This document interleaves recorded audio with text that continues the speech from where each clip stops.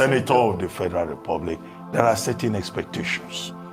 And at his level, I mean, he's mature enough to know sentiments, cultural sentiments in Africa. I think he owes Mrs. Betsy Obaseki an apology. And that apology should be offered publicly.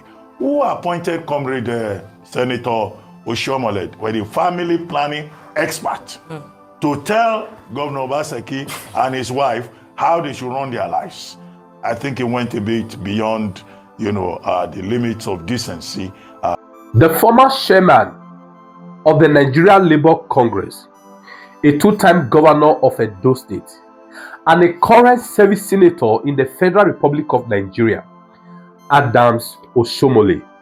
He has received a heavy backlash from Nigerians and AriseTv as they have demanded that he tender a public apology to the wife of the governor of Edo State over his beer parlor comment statement against her recently, as they've tagged the statement not just an insult on the person of Betsy Obaseki, but an insult on all the Barren women at large and all the women of Edo State. Please, as you watch this video, Nigeria, I appeal that you kindly give a thumbs up so that Facebook and YouTube can recommend it in order for it to go far. Please share this video in all the platform you belong until it gets to Oshiomole. It may be the wife of the governor of Edo State that such an elder statement we saw publicly. It might be a turn today. Who knows if it will be your turn tomorrow, or it will be the turn of somebody, or a man of God, a woman of God that you will respect. You hold in high esteem.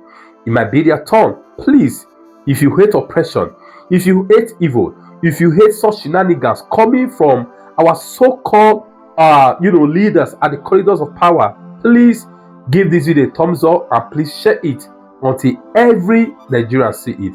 Thanks and God bless you. Let's watch the video now.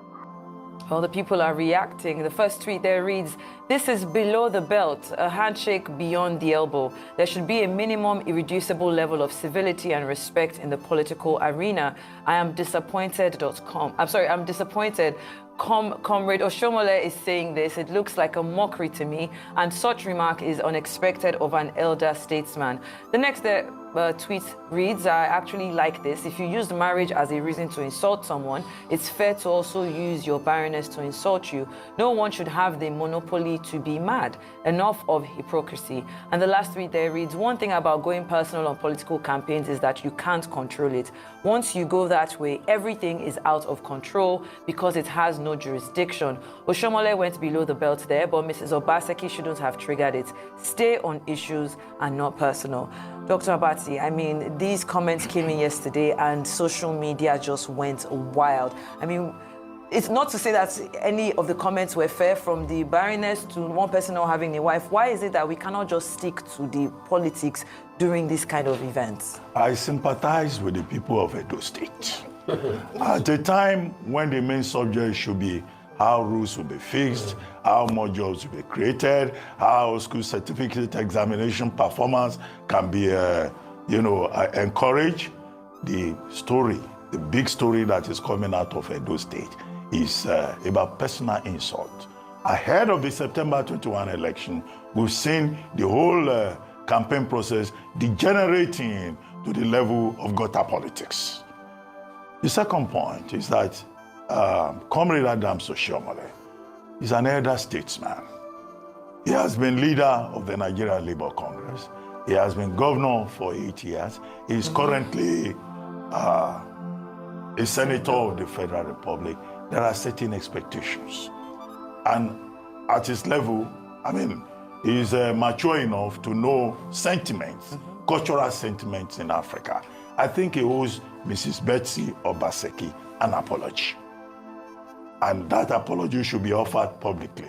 Who appointed Comrade Senator Oshiomole, the family planning expert, to tell Governor Obaseki and his wife how they should run their lives? I think he went a bit beyond, the limits of decency in that particular regard. And in any case, Mrs. Obaseki was not referring to Comrade Oshiomole. If the statement was targeted at Okpewolo, the candidate of the APC. The man has mouth. He should defend himself. We are not hearing his voice. It's Senator Oshiomole that is standing in for him at all times. If I were from Edo State, I'll be very worried about that. The third point is that Mrs. Obaseki, what did they say she do? She said at Ubiaja in Esan Southeast local government area that she was introducing Mrs. Ifanyenwa Igodalo. And she said, look, out of all the candidates, is the PDP candidate that has a wife. Well, if it is a statement of fact, it's a statement of fact. Okay? So she did not mention anybody's name. It was a general statement. And she is first lady of Edo State. She's introducing somebody who is likely to succeed her in that position. And she was talking about the interest of women in Edo State. I don't think it was too much for her to use that to introduce, somebody who could be possibly our successor in office. But the key point is the point with which I started, that look, they should elevate the discussion as the campaigns, go towards election day. But I don't think it is fair to publicly insult a woman as a barren woman. For heaven's sake, that's not done culturally. Definitely. Ayo. That was taking it too far from the end of Senator Adams Senator Adams Oshiomole, because we can't tell the difference now. We don't know where the line between Senator Monday Okwebolo and Senator Adams Oshiomole ends, because the only voice, we don't even know who is contesting now in Edo State. Is it Senator Adams Oshiomole who is coming back for a third term, or is it Senator Monday Okwebolo, who was the person in question? And it seems like his spokesperson, mouthpiece, voice has spoken in response. To be honest, like one of the commenters said, this was below the belt. Yeah. Yes, Mrs. Betsy Obaseki had said, and I'm glad that Dr. Betsy highlighted that, because I was going to highlight it so that it's not misrepresented. She did not mention anybody's name or say Senator Okpebolo does not have a wife. She said the only candidates in this election, anyone else want to take, there are 16 political parties as a March that INEC released, registered to take part in these elections. 5 of them backed APC. At least, I mean, you know how they back and support. But at least a number of political parties, including the front runners, Labour Party, APC, and PDP, who are the front runners in this election. The only person who deemed it fit to come out with bulldozer or with a shakabula, if I can put it that way, was Senator Adams Oshiomole, who took personal offense because he was one who felt like the statement was credited to his candidate or maybe himself in this election. And I thought that was uncalled for, especially the cultural context of how Nigeria has often vilified women who don't have children. I think that's where the sensitive spot is. Definitely. Especially, and then even questioning the fact that she loves children by her inability, her and her husband's inability to adopt.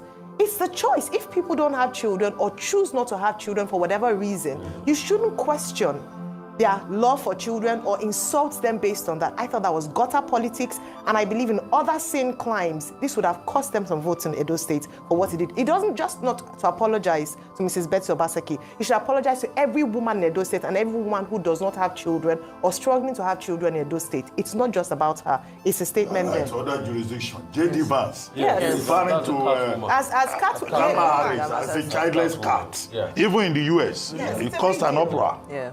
Rufai. Jira, like Dambele will say. You see, for me, it's a return to the days of madness in our politics. I just had to bring an insight into it.